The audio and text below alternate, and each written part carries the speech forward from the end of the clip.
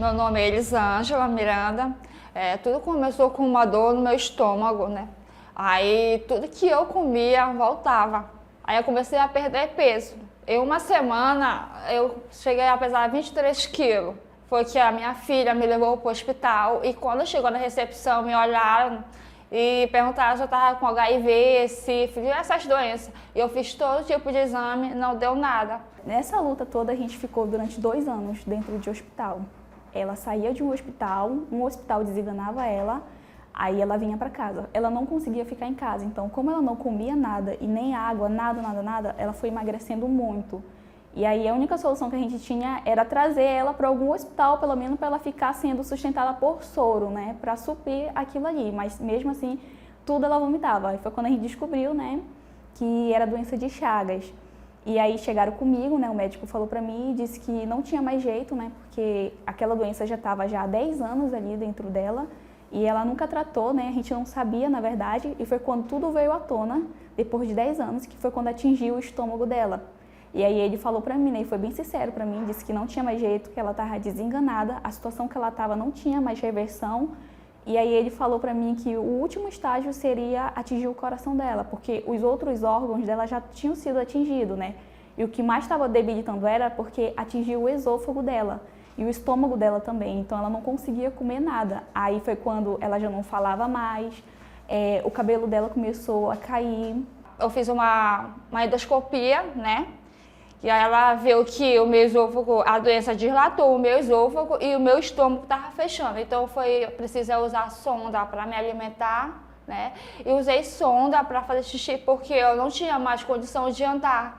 Estava muito debilitada, eu não tinha força, eu já não conseguia falar direito. Quando ela estava muito debilitada, os meus familiares, eles também já não acreditavam mais, né? Eles reuniram ali a família e eles falaram, né? Vamos se reunir para a gente pagar a funerária, porque a gente só está esperando o momento dela partir mesmo, porque ela já não está mais conseguindo mais ficar aqui entre nós, né?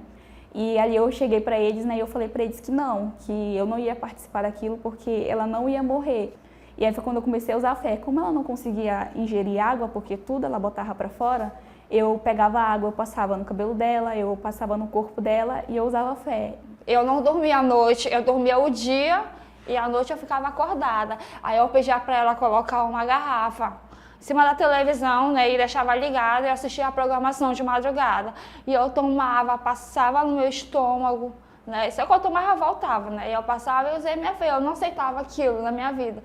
E aí a doutora falou, eu vou passar um exame aqui para me ver como é que tá a doença nela, né. E aí foi quando ela passou o exame, a gente usou a fé e o exame veio um reagente e o outro não reagente. E ali aquilo começou a intrigar ela, né? Porque ela falou pra mim que aquilo não podia acontecer, porque se ela estava com a doença de Chagas, os dois deveriam dar reagente. Só que um deu não reagente, e aí ela achou que tinha sido erro. E aí ela pediu, vou pedir mais uma amostra, né? Que foi a segunda amostra, para ter certeza. E a gente continuou usando a fé. E ali quando veio a segunda amostra, veio também reagente o primeiro, e o segundo veio não reagente, só que dessa vez veio pela metade já. Aí ela disse que aquilo ali era impossível de acontecer, que ela nunca tinha visto aquilo acontecer, porque a doença já estava no organismo dela há muitos anos, né? E quando ela viu aquilo ali, ela falou que a doença já não estava mais ali. Os órgãos dela que tinham sido afetados, tudo voltou ao normal, ela já começou a se alimentar. A sonda que ela usava para urinar, ela já conseguia urinar porque a doença já tinha atingido até os rins dela já não estavam mais funcionando. Então, tudo foi voltando ao normal. Quando ela voltou, quando ela levou alta, né, tudo se encaixou.